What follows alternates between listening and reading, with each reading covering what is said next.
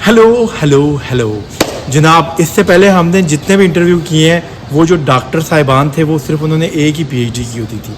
आज मैं आपकी मुलाकात करा रहा हूँ एक ऐसे शख्स से जिसने एक नहीं 2 पीएचडी की हुई हैं, यानी डबल डॉक्टर है। ठीक है, आपने इससे पहले डबल शाह का नाम सुना होगा। भाई यहाँ पर डबल डॉक्टर भी मौजूद हैं।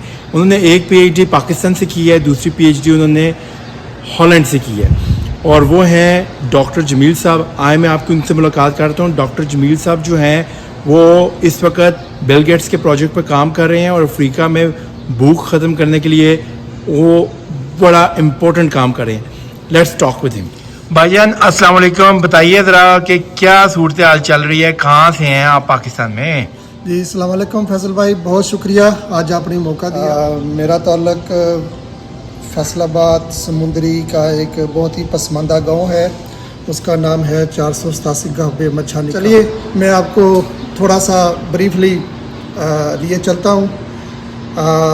जब मैं 2 साल का था तो पता चला मेरे वालिद साहब फौत हो गए हैं। वालदा को मेहनत मजदूरी करते हुए देखा। वो सुबह खेतों में जाती, वहाँ पे रुई चुनती और थोड़ी सी रुई लेके घर का गुजर बसर होता। कहने का मतलब ये है, बहुत ही टफ़ टाइम, बहुत ही गुर्बत देखी। तो जब थोड़ा सा और बड़ा हुआ तो मुझे मेरा बड़ा भाई प्राइमरी स्कूल में ले गया। तो वहाँ पे पहले दिन मुझे मास्टर नसरुल्लाह साहब से वास्ता पड़ा। उसका एक हैबतनाक चेहरा अभी तक याद है, हाथ में बहुत सा डंडा। तो उसको देखते ही मैं रोने लग गया। तो घर पहुँचा, अगले दिन मैंने स्कूल जाने से इनकार कर दिया, लेकिन खैर ज़बरदस्ती मुझे फिर स्कूल में छोड़ दिया गया। तो 2-4 दिन के बाद देखा वहाँ पे पढ़ाई के साथ साथ फ़ुटबॉल भी खेली जाती है।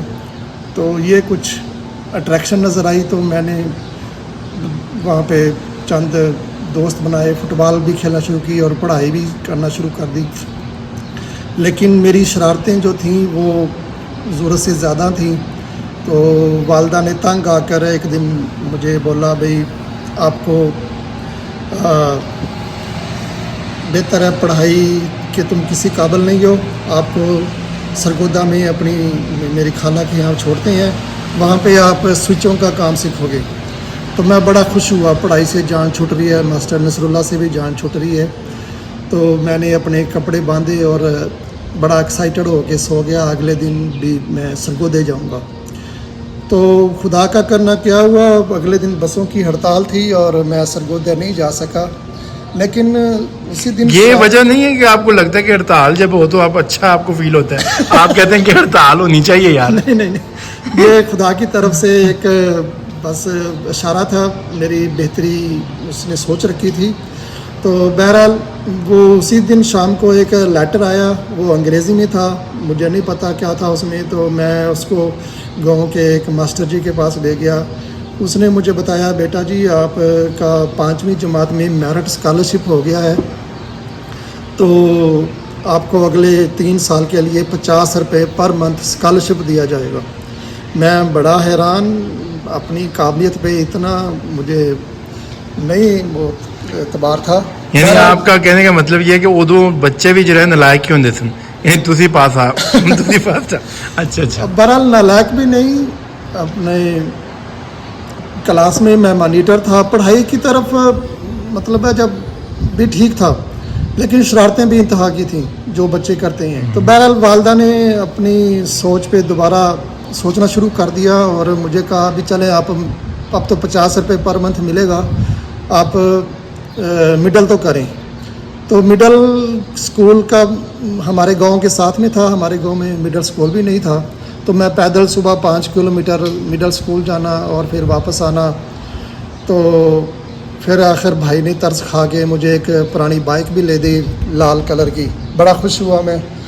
तो फिर वहाँ पे भी हेड मास्टर बड़ा मोटिवेशनल था। उसने मुझे कहा, जमील मैं आपने इधर भी स्कॉलरशिप लेना है।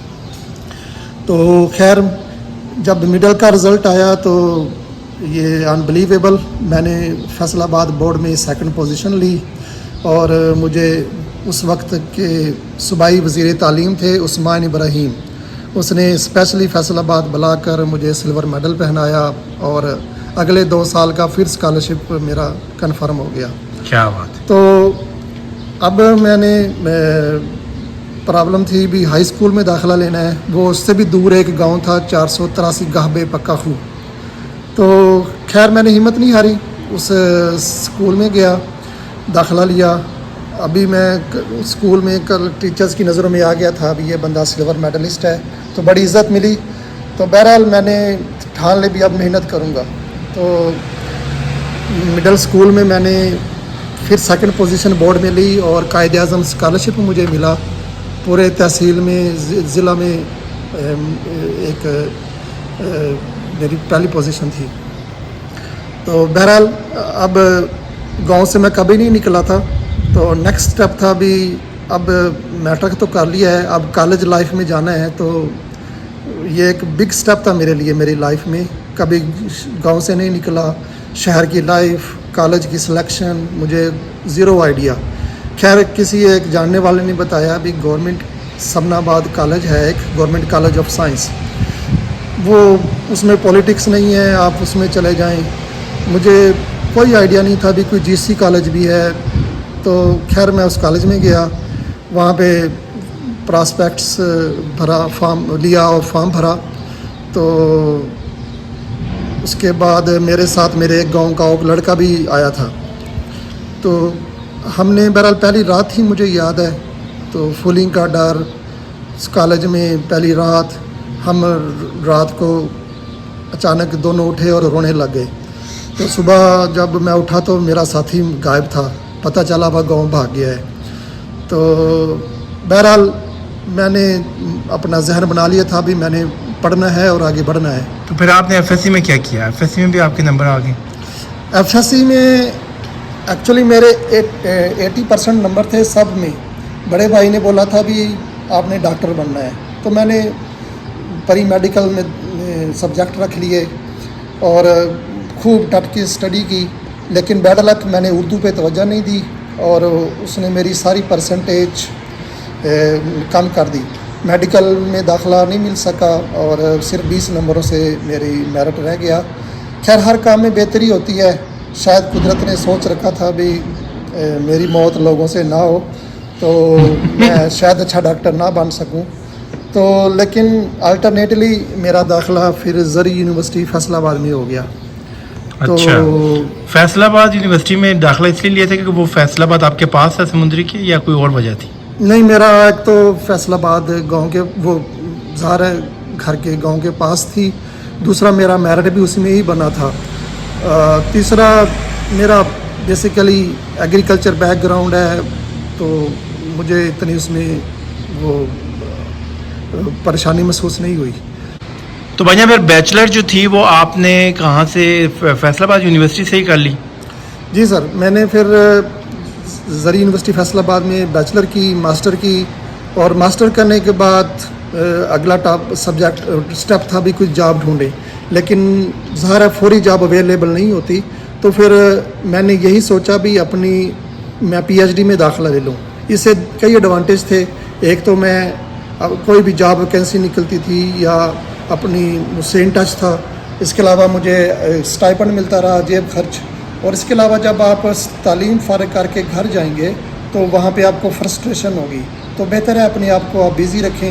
تو یہی میں نے سوچ کے اپنی پی ایچ ڈی میں داخلہ لے لیا, اور وہاں پہ اور آپ یقین کریں ود ان 6 منتھ مجھے PARC اسلام آباد سے آفر آ گئی, اٹامک انرجی پاکستان سے آفر آئی, فوجی فرٹیلائزر سے آفر آئی.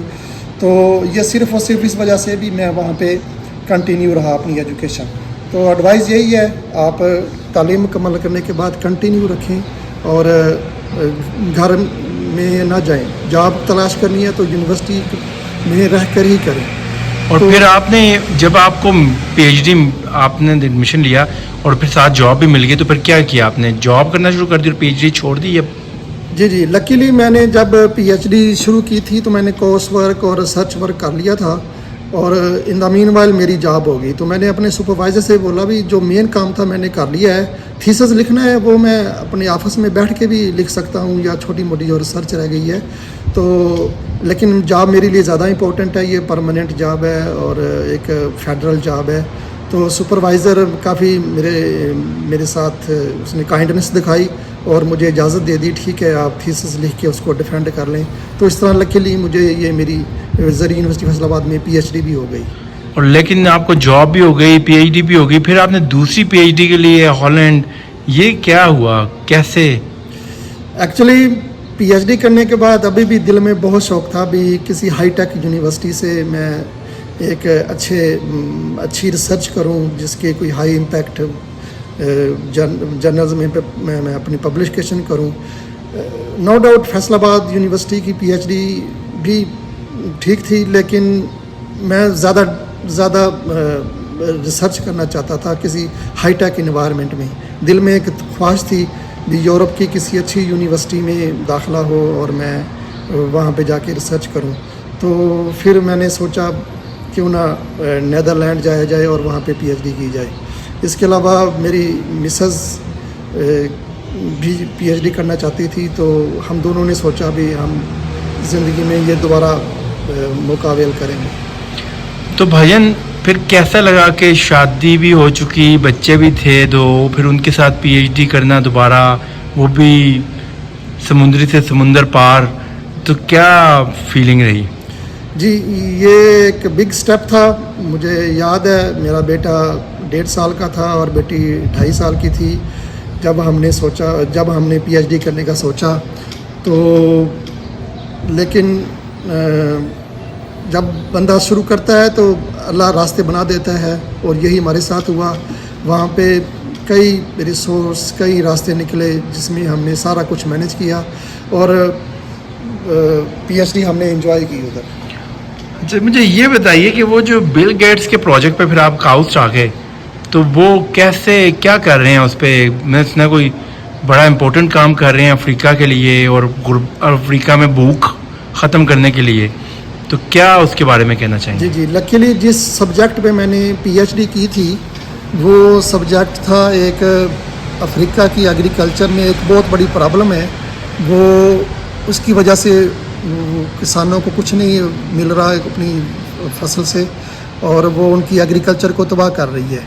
تو یہ ایک پیراسائٹ ہے اور اسی پہ ہی میری پی ایچ ڈی کی ریسرچ تھی.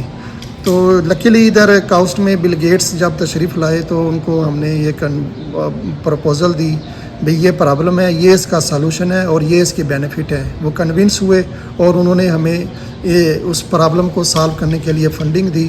تو الحمدللہ we have got best solution. Now we are testing our developed technology in the African countries. اچھا, اور وہ آپ کون کون سے افریقی ملکوں میں گئے ہیں ابھی تک جہاں پہ یہ آپ فیلڈ ٹیسٹ کر رہے ہیں؟ جی سر, یہ ابھی تک 6 کنٹریز میں ہمارے ٹرائل لگے ہوئے ہیں. تو میں وقتاً فوقتاً ادھر جاتا ہوں, ان کو ٹیچ کرتا ہوں اور ایوالویٹ کرتی ہیں. تو کنٹریز میں Nigeria, Niger, Burkina Faso, Kenya, مالی, تنزانیہ, اور اب ہم پلان کر رہے ہیں سوڈان اور ایتھوپیا میں بھی ہم فردر ٹرائی لگائیں. تو ٹیکنالوجی سکسیزفلی بڑا اچھا کام کر رہی ہے. زبردست. تو بھائی اب اصل میں یہ کہ بہت سارے ینگ لڑکے لڑکیاں یہ ویڈیو دیکھتے ہیں, تو ان کو کیا آپ میسیج دینا چاہیں گے, ٹیک ہوم میسیج ان کے لیے کیا آپ کی طرف سے؟ دیکھیں, فرسٹ تھنگ آپ کو ایک بیسٹ مثال آپ کے سامنے بیٹھا ہے. اب میں کہوں گا ہارڈشپ اور محنت یہ کبھی رائے گاہ نہیں جاتی, اور محنت پہ بلیو کریں. اگر میرے جیسا ایک شخص جو ایک بہت ہی پسماندہ علاقے سے اٹھ کے دنیا کی بیسٹ یونیورسٹی میں بیسٹ ایجوکیشن حاصل کر سکتا ہے تو آپ بھی حاصل کر سکتے ہیں. کمفرٹ زون سے نکلیں, چیلنج ایکسیپٹ کریں اور خدا پہ چھوڑ دیں, محنت کریں, میں یہی کہوں گا. زبردست بھائی جان, تھینک یو ویری مچ.